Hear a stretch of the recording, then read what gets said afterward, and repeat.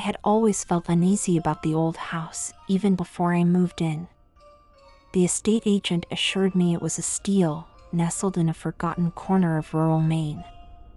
Its charm was undeniable, or so they said. Dark, looming, the very embodiment of every haunted house stereotype, it stood defiantly against the encroaching wilderness. The previous owners had vanished without a trace, leaving behind a property that the locals whispered about. The day I moved in, the wind was howling, almost as if the house itself was protesting its new inhabitant. The movers were quick, uncomfortable, their eyes darting to shadowed corners with unease. By nightfall, they were gone, leaving me in the echoing silence of the sprawling manor. That first night, I explored. The house was a labyrinth of rooms and corridors, each turn revealing dust-laden furniture and faded paintings. The air was thick, heavy with the must of decay. I felt watched, though I told myself it was just the jitters of a new home. It was in the library where I first felt a palpable change in the air. The room was a grand affair, with towering bookshelves and a large fireplace. As I scanned the titles, a small, dark doorway in the corner caught my eye. Curious, I approached, the floorboards creaking underfoot. The door was partially ajar, leading to what appeared to be a hidden room. Inside, the air was cooler, denser. A single window, dirt-smudged and grim, let in a sliver of moonlight. The room was nearly empty except for a heavy, old-fashioned desk and a chair. As I stepped closer, the floor groaned ominously under my weight. I opened a drawer, and inside, I found an assortment of old photographs and letters, yellowed with age. They were written in a hurried, almost frantic scrawl, speaking of visions, shadows, and cries in the night. As I read, the room seemed to grow colder, the shadows deeper. A feeling of dread settled over me, a whispering in my mind urging me to leave. But I couldn't. The stories in those letters pulled at me, tales of a family tormented by something unseen, something malevolent.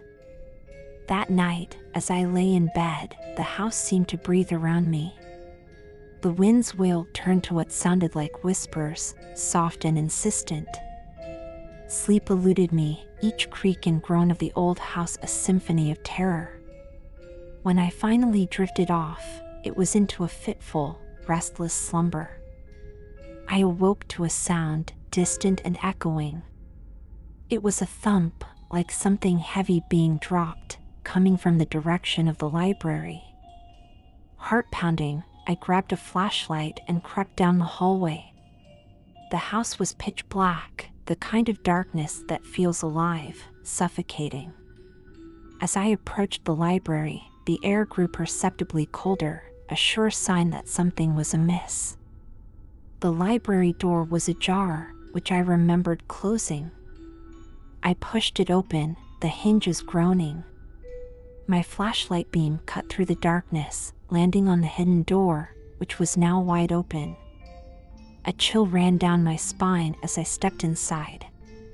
The moonlight revealed the room in fragments, shadows dancing on the walls. I approached the desk, my footsteps echoing oddly in the small space. The photographs I had seen earlier were scattered on the floor, as if thrown in a hurry. A cold breeze brushed my neck, and I spun around, flashlight darting across the room. There was nothing but the oppressive, watchful darkness. Suddenly, a loud crash sounded from upstairs, jolting me out of my reverie. I rushed out of the hidden room, heart racing. As I ascended the stairs, the air thickened, heavy with the scent of old perfume. At the top, the hallway stretched before me, doors lining either side. Each door seemed to stare back at me, silent sentinels to the horrors within. The crash had come from the end of the hall, where the master bedroom lay. Steeling myself, I moved forward, the beam of my flashlight bouncing off the walls, creating grotesque shadows that seemed to writhe in the periphery of my vision. As I approached the master bedroom, the door creaked open by itself, a slow, eerie movement that chilled the blood in my veins. I paused at the threshold, listening. A soft, sobbing noise came from within, barely audible over the pounding of my heart. "Hello?" I called out, my voice trembling despite my best efforts to sound bold. There was no reply, just the continuation of the soft, pitiful weeping. I stepped into the room. The air here was thick with a palpable sense of despair. The room was bathed in moonlight, casting everything in a ghostly, silvery glow. The bed was unmade, the sheets thrown about as if in a fit of unrest. The sobbing seemed to be coming from the closet. I approached it, each step heavier than the last. "Is someone there?" I asked again, reaching for the handle. The sobbing stopped abruptly, as if cut off by a switch. I hesitated, then, with a breath to steady my nerves, I pulled open the door. The closet was empty, save for the rows of old, dusty clothes that smelled of mothballs and decay. I scanned the interior with my flashlight, the beam falling on the far wall where I noticed something odd. A faint outline, almost imperceptible, suggested a door hidden behind the wall. My curiosity peaked, overshadowed my fear for a moment, and I reached out to touch the wall. It was solid, but the outline was definitely that of a door, complete with a faint, cold draft emanating from the edges. The air around me grew colder still, and I backed away from the closet, suddenly aware of a presence behind me. I turned slowly to see a figure standing by the window, looking out. It was a woman, pale and ethereal, her long hair flowing down her back in waves. She wore a gown that seemed to shimmer with a light of its own, a stark contrast to the gloom of the room.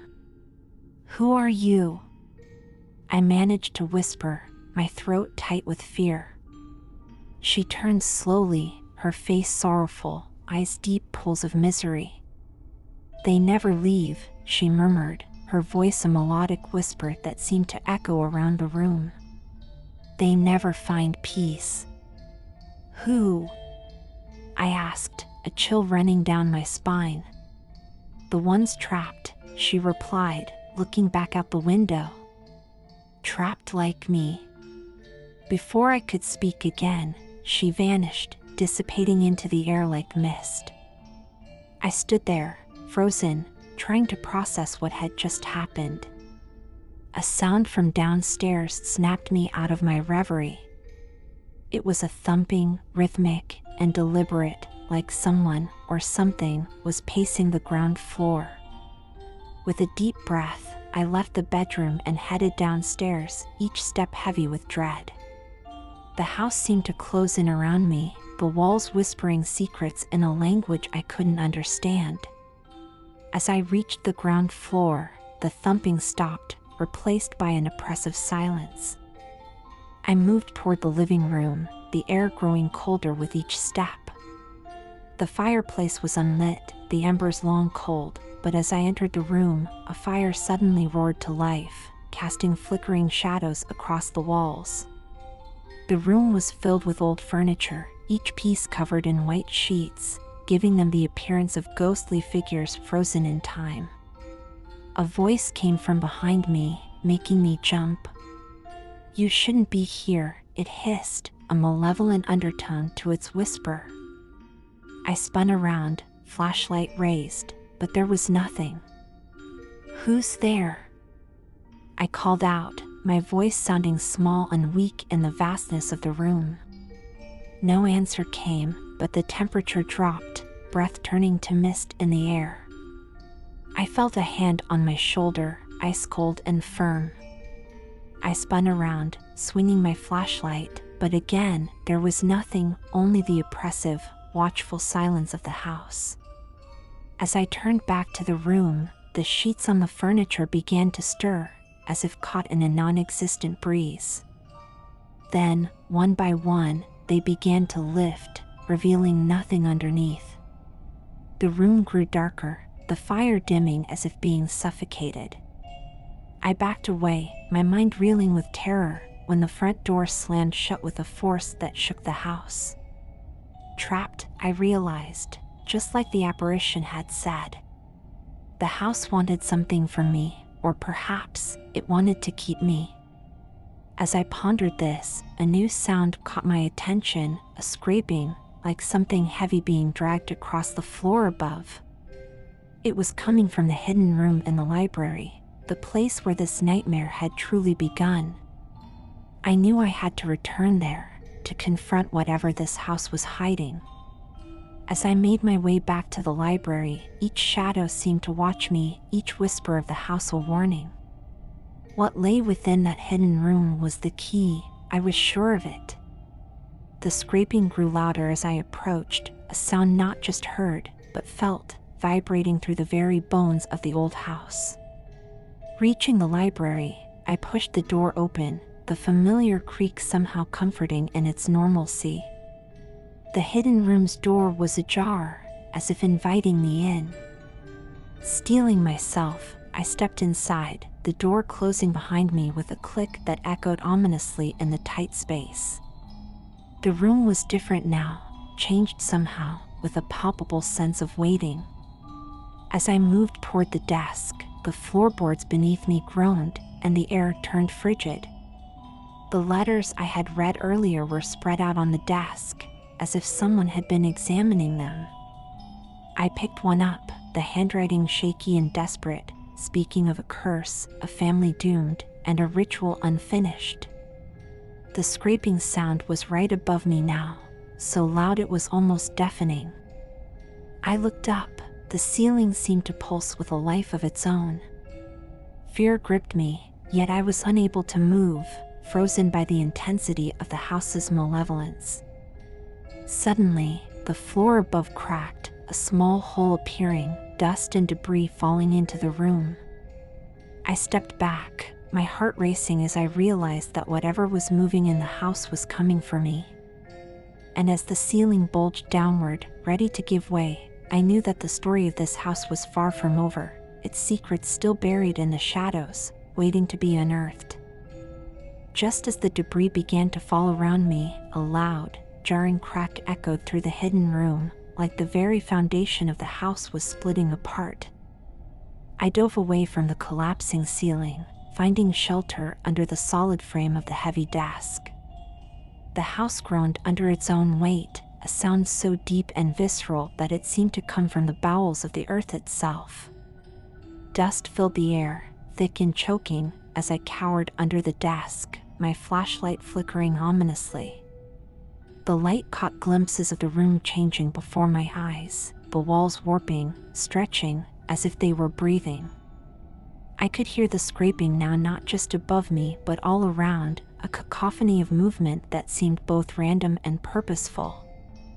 When the debris finally settled, a silence fell over the room, heavy and expectant. Cautiously, I crawled out from under the desk, my flashlight beam unsteady in my shaking hand. The room had transformed, the walls were lined with old, peeling wallpaper, and portraits hung crooked, their faces obscured by age and decay. It was as if I had been transported to another era entirely. The air was colder now, a chill that seeped into my bones, and my breath formed clouds of mist in the beam of my light. The hidden door through which I had originally entered was gone, replaced by a solid wall, leaving no trace it had ever existed. Panic rose in my throat, I was trapped. "Help me," a voice whispered, so faint I thought I had imagined it. I spun around, the flashlight sweeping across the room. "Please, help me." The voice came again, clearer this time, desperate. It seemed to emanate from behind the wall where the hidden door once stood. I approached, pressing my ear against the cold, rough surface. The whispers were clearer now, a chorus of voices, all pleading, all trapped. "What do you need?"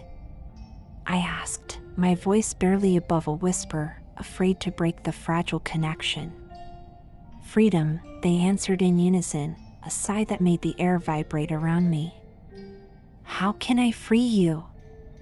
I questioned, my mind racing. The book, the ritual, the voices intoned, complete what was started. I turned back to the desk, rummaging through the piles of papers and old books that littered its surface.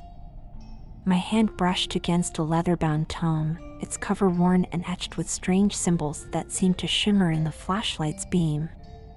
I pulled it out, the weight of it significant in my hands.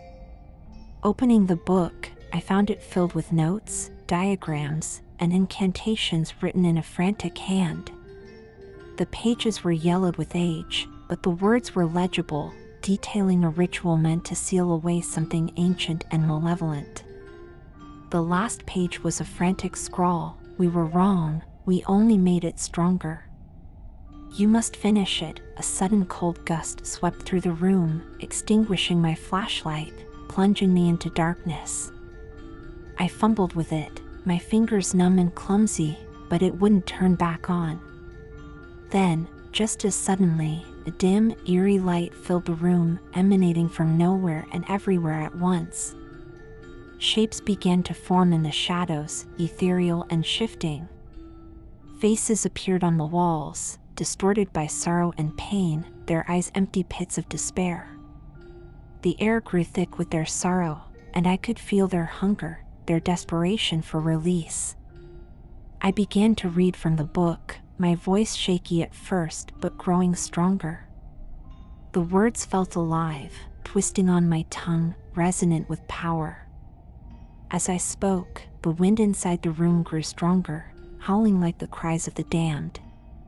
The faces on the walls began to scream, a sound so terrifying that I wanted to cover my ears, to run and never stop. But I continued, compelled by a force beyond my understanding. With each word, the room shook, books falling from shelves, the desk vibrating under my hands. The shadows twisted, coalescing into a dark figure in the center of the room, its form large and imposing. Fear gripped me, but I could not stop. The ritual was drawing to its climax, and with it, the promise of an end or a beginning. The figure advanced, the darkness palpable, suffocating. I could see nothing of its face, only the depthless black where it should have been. It reached out with hands that were not hands, shadows that stretched and twisted. I read faster, the final words of the ritual spilling out of me in a torrent. As I spoke the last syllable, a blinding light erupted from the book, engulfing the room, the figure, the screaming faces. I shielded my eyes, the light searing, unbearable. Then, as quickly as it had come, it was gone, leaving only darkness in its wake. Silence settled, deep and complete. I blinked, my eyes adjusting, and looked around.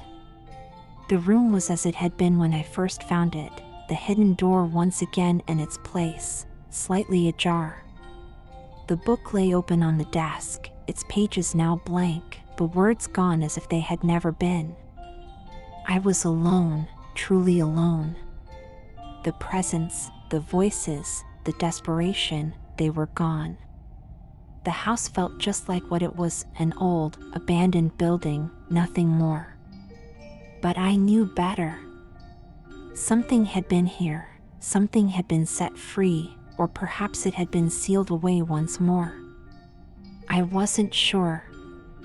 All I knew was that I had to leave, to get out of this place that was too filled with memories and shadows.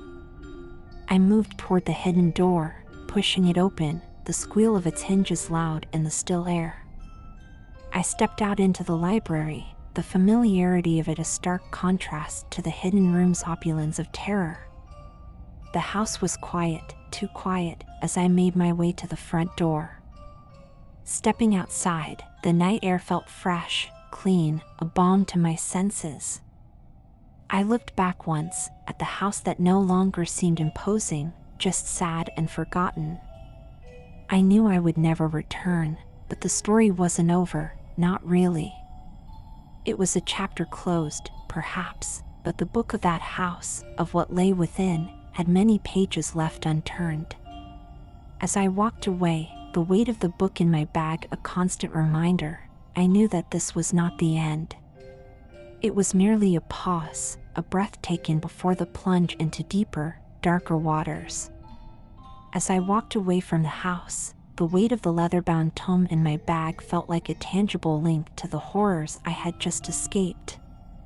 The night was unusually quiet, the only sound the crunch of gravel under my feet and the distant howl of a lone wolf, an eerie but fitting backdrop. I kept glancing over my shoulder, half expecting to see the house pursuing me, as irrational as that sounded. It remained steadfast, a dark silhouette against the starry sky, its secrets now buried once again beneath layers of silence and shadows. But the tranquility was deceptive, a thin veneer over the chaos that had just unfolded. As I reached the boundary of the property, a sudden chill swept through me. It wasn't the cold of the night air, but something deeper, more penetrating. I paused, a sense of dread washing over me. The feeling that something was terribly wrong crept into my bones. Turning slowly, I peered back at the house. It was then I saw it, a figure standing at one of the upper windows. It was her, the ethereal woman in white, staring out with sad, mournful eyes. Our gazes locked, and a wave of sorrow stronger than anything I had felt before washed over me. She was still trapped, still part of the house, and part of its curse. A sense of resolve hardened within me. I couldn't leave her or the others to an eternity of torment, not now when I knew the truth. Clutching the book, I turned back toward the house, my steps determined. The wind picked up, whispering through the trees as if in warning, but I pressed on. Reaching the front door, I noticed it was slightly ajar, inviting or warning, I couldn't tell. The house seemed different now, less menacing and more mournful. I entered, the familiar creak of the floorboards underfoot a grim greeting. Making my way to the library, I set the book on the desk and opened it to the last page I had read. The words had returned, glowing faintly in the dim light. It wasn't just a book, it was a vessel, holding the power to either damn or redeem. The ritual wasn't meant to seal the evil away, it was meant to release the spirits bound to it, to set them free. The previous attempt had failed, only strengthening the bonds. I understood then that my arrival wasn't chance, it was destined. I began the ritual anew, speaking the words with a clear voice. The house responded, groaning and shaking, as if in pain. I continued, undeterred, the words flowing like a river, powerful and unstoppable. As I spoke the final words, a brilliant light filled the room, purer and brighter than before. It enveloped everything, the house, the shadows, and the spirits it held. There was a moment of intense pressure, as if the world was holding its breath, and then release, a feeling of exhalation that swept through the house. The light faded, and I looked around. The house was silent, truly silent, no longer filled with the whispers of the past. I walked to the window where I had last seen her. It was just a window now, looking out over the peaceful landscape. As I left the house for the last time, the sun was rising, casting golden light over the land. The house behind me looked different in the daylight, just an old, beautiful structure, free from the darkness that had consumed it. I walked away, knowing I had changed the fate of those trapped within its walls. The book, no longer glowing, seemed just a book again, its purpose fulfilled. I would keep it, a reminder of what had happened and the power of redemption. As I reached the road, I turned back for one last look. The house, bathed in the morning light, seemed at peace.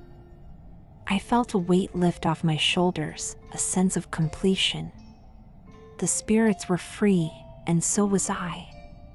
The horror had ended, but the story, enriched with dark lore and redemption, would linger, a tale to be told another time.